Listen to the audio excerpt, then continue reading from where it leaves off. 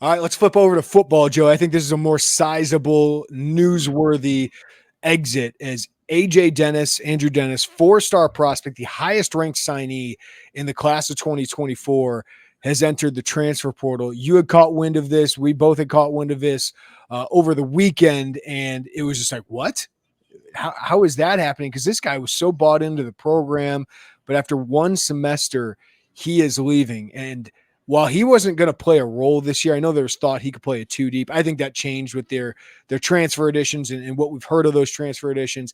TJ McMillan and Kevin Wigginton looked like the backup center. Looked like AJ Dennis was going to need at least a year of adjusting. But this is a long-term loss because he's a very talented player. He is, from what we've understood, a really good kid. Like we've talked to him, really smart, had a leadership kind of quality to him. But this one stinks. Like Trey Smith, Zach Toby, AJ Dennis. We've talked about how a lot of these transfers out were expected, but these three young guys leaving, I do think is maybe not a sting for the 2024 season, but certainly a sting for the long term because these guys had shown talent. They were high level recruits, good recruiting wins for Illinois. And I know everyone wants to know the why with AJ Dennis. He's a young guy. I know he's very close to his parents. I know, he wants to be close to home. He told Alan True that, but it just seems like there were some issues that came up in his first semester. Where it was being too far from home, some accountability things that they had to have, and they decided to part ways. But I think this one stinks for the long term for Illinois. I do too. He was a guy that you would have figured as either a redshirt freshman or redshirt sophomore, whenever that time came, to be a multi-year starter and one of the better offensive linemen on what you think just perpetually with Brett Bielema and Bart Miller at the helm is going to be an upper half of the Big Ten offensive line. So to be someone we would have projected to be the best player on that, not being around anymore, that's a tough loss. It's tough optically, right? You don't see a lot of four stars. You see a lot of four-star talent, right? We don't have to rehash that same conversation, but you don't see a lot of four stars roll through and commit. Like it's a big deal when Illinois gets one. It was a big deal when they got AJ Dennis. It's a big deal when you lose one too. And I think you're seeing that people are confused or frustrated. I understand because he was a guy you thought was going to be somebody who could anchor your offensive line moving forward. And I would expect still Illinois to add an offensive lineman or try to add an offensive lineman in the spring portal window. They have 6 open scholarships, Jeremy, excuse me. I'm not saying it's number 1 or number 2 priority. We'll get into that in a moment. But I do believe that they would be interested in adding an offensive lineman here going into fall camp. Yeah, because TJ McMillan's a guy I've been high on. He's a redshirt freshman now. He's taking backup snaps during the spring game. I think he can be a multi-year starter. I thought that when they signed him, and I still think that. So it's not like they're empty there.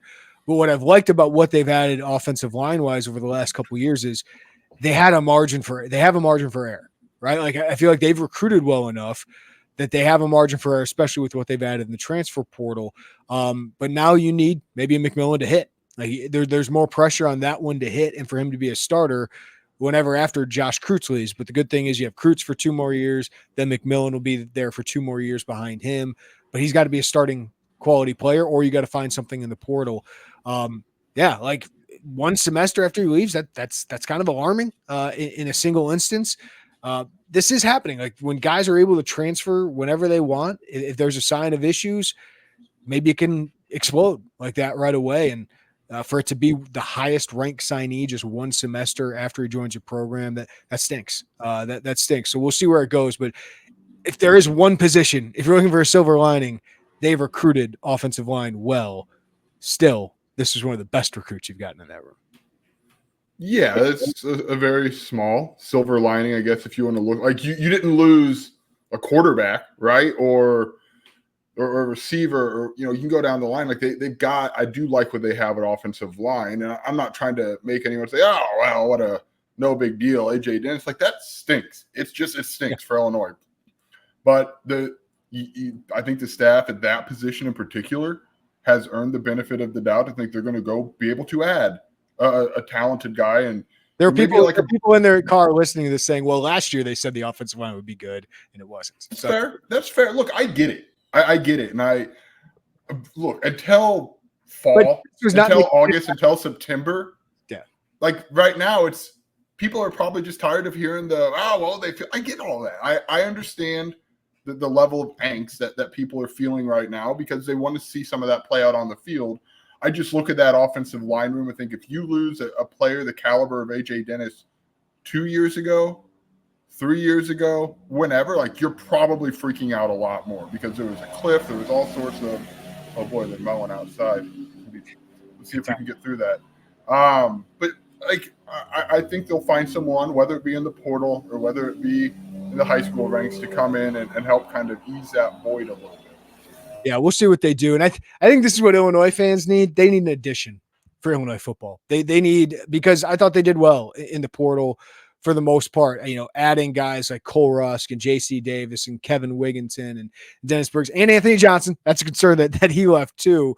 But now that you've lost some long-term talent here in Trey Smith, Zach Toby, and AJ Dennis, which a lot of programs are right now, but for Illinois, they've done such a good job of retention that this is a little bit of a first time we've kind of seen this early in recruiting classes of Brett Bielema, these guys starting to leave that they're buried on the depth chart, but you could see a long-term role for them long-term. So yeah, like they need to add in the portal and we've talked about it, 2 corners. They need a defensive lineman and now they might need an offensive lineman. And they could add at other places, wide receiver we've talked about before. Those would be the top 5 for me, but maybe adding a long-term offensive lineman, maybe not a guy who's going to start right away, but a guy at center could be important to add some competition here. I don't want to just add anybody, but if you can add somebody there, that would be really important. But I think Illinois fans, understandably so, they want to see this roster be upgraded after it's been lost some pieces here. And Anthony Johnson and Zach Toby, especially, who are going to be in the 2 deep, they need to add up. And we know they are being aggressive. Like they have some NIL dollars to spend, and they're going to be big game hunting, I think, for corners.